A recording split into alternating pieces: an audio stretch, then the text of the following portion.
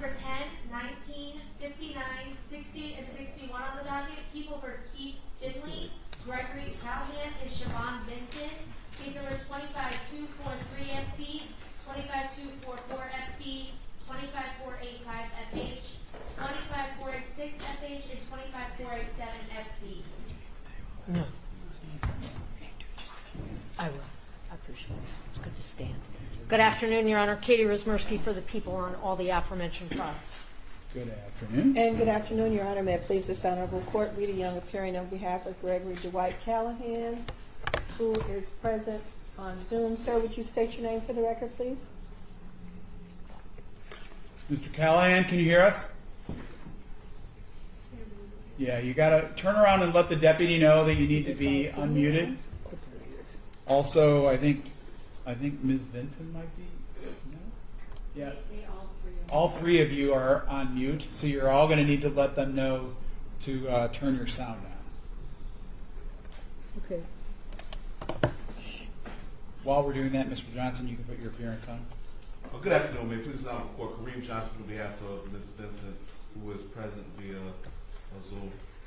Good afternoon, Your Honor. Wendy Barnwell, P42505, on behalf of Mr. Keith Finley, who is also present on the Zoom. All right, so Mr. Finley, Mr. Callhan, and Ms. Vinson, can you all hear us?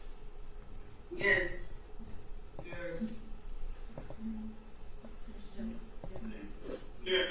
Okay, very good. All right, today is the date and time set for an adjourned hearing date in this matter. We did have some discussion in December. Ms. Barnwell had filed a motion to sever for separate trials, separate juries. We had some discussion on the record about the other two defendants filing similar motions. Those motions haven't been filed, so I'm ready to hear or make a decision after argument on Mr. Finley's motion. We also have a final pretrial date of February 11th, 2026, and a jury trial scheduled for May 18th, 2026. Let me just get out there ahead of time. If I don't sever the three trials, we are going to need to use the final pretrial in February to figure out how this is going to happen. So, notwithstanding any decision in your motion, Ms. Barnwell, if I deny the motion, we have three defendants potentially being tried together. We don't have the capacity to do that.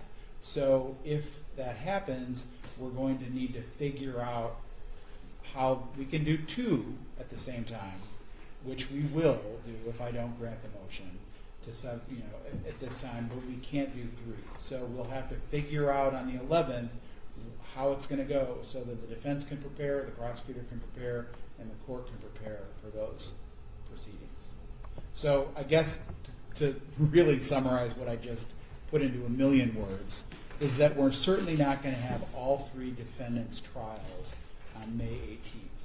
We will likely have, one or two of them on May 18th, but we'll have to figure out what the second date potentially would be. Okay? All right. Ms. Barnwell, I've had a chance to review your motion, again, even for today, and I've had a chance to review the people's response. So I'm happy to hear anything you'd like to place on the record at this time, and then we'll go ahead from there. Okay? And I'm relying on my written motion. I do believe that Mr. Callhan specifically did make statements that would substantially prejudice my client, Mr. Finley. And I believe based on that, we need either separate trials or separate juries, Judge. Okay. Ms. Rosmersky, any in-court response? I'm certain the court has reviewed my answer. I believe separate trials is a separate question from separate juries. And without running through all three defendants' statements with a fine-tooth comb, my gut reaction to this factual scenario, given that they all made statements to law enforcement, is that they are all entitled to their own jury. I think to do otherwise, I don't think we have to. it violates whatever happens. They're going to each have a jury. Yeah, I mean, it's just long-standing Supreme Court case law. I appreciated at the time that the court court first indicated, that logistically assembling 3 juries and doing these all together is a hardship, to say It's the an least. impossibility. It's never been done in this county. Judge, what I would urge the court to be mindful of is that to separate these even into 2 separate trials is to mandate that 2 individuals in particular, one individual who lost his wife and his father-in-law, and one child who lost her mother and her grandfather, will have to testify now, not just one more time, but 2 more times. That's a hardship that does a disservice to the word hardship. It's unfair, it's unkind, and feels unnecessary, although I understand we don't have a physical space in the moment to accommodate 3 juries, but I just would urge us to try to do what we can to accommodate doing them all together. The rules and the case law 6.120, 6.121 just stand for the proposition that it's an act. It's not just a series of acts. It's one crime spree with all 3 involved. And I think to separate them works such a disservice to the victims that it winds up being abusive. And that's my position. Thank you. All right.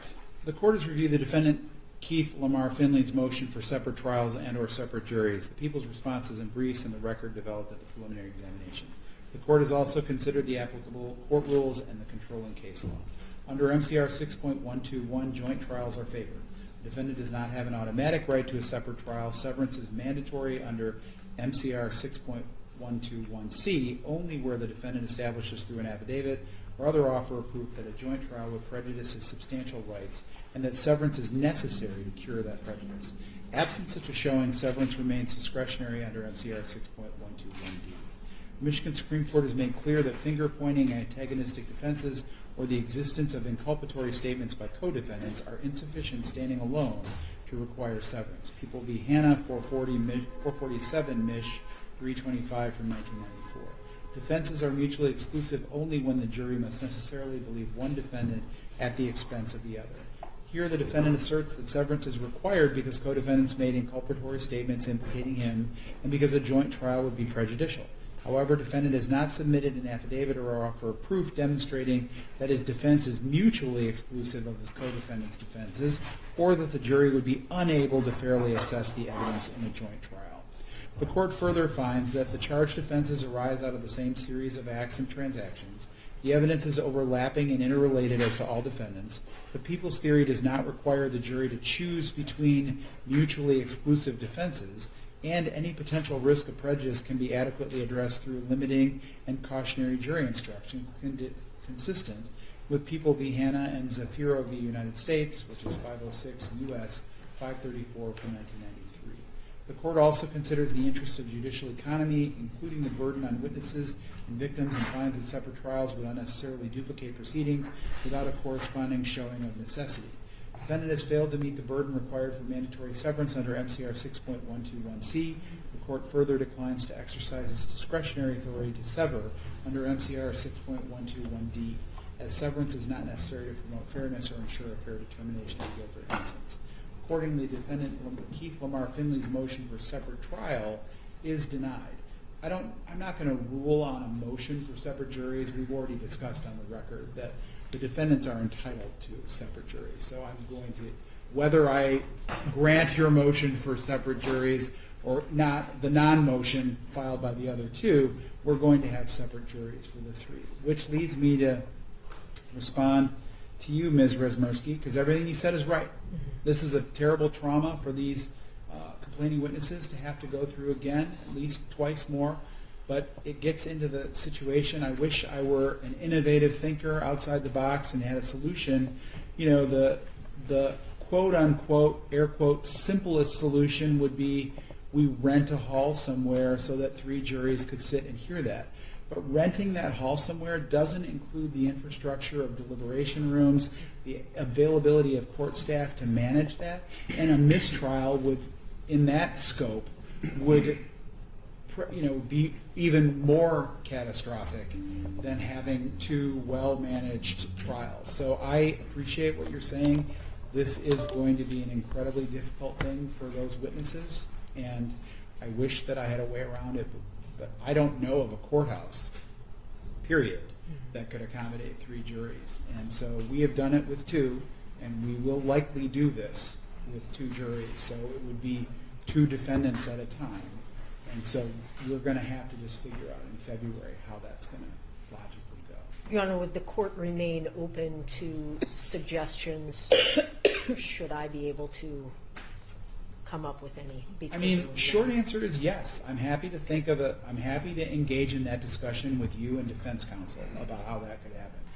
I'll just warn you that it's a larger question because it involves the funding unit, because anything we do outside this building would require county expenditure, and I can't just authorize that. I'm not going to order the county of Washtenaw to pay in addition to what it's already funding on top of this. I'm not saying I wouldn't make that ask or we couldn't consider doing that, but if there's something that you can think of, I'm open to that discussion. I appreciate that.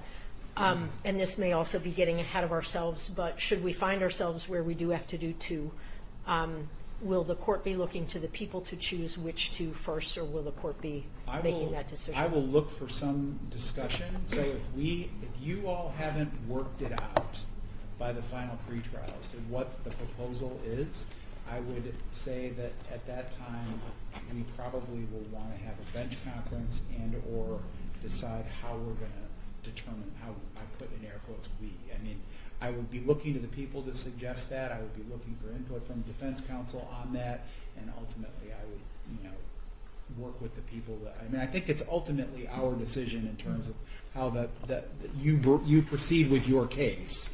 And so I'm not saying I'm going to overrule your suggestion, but I think that we do have to do this in some concert with defense counsel. Certainly. I appreciate that, Your Honor. All right, so we are on then for final pretrial on February 11th at 1:30. I also am open to, if the 4 of you want to meet with me prior to that to have some of this discussion with me present. We can do it in my office or even on Zoom or something like that. If you wanted to if the 4 of you reach out to my office staff, I'm willing to do that. Okay? Thank you. All right. Thank you, Your Honor. Thank you.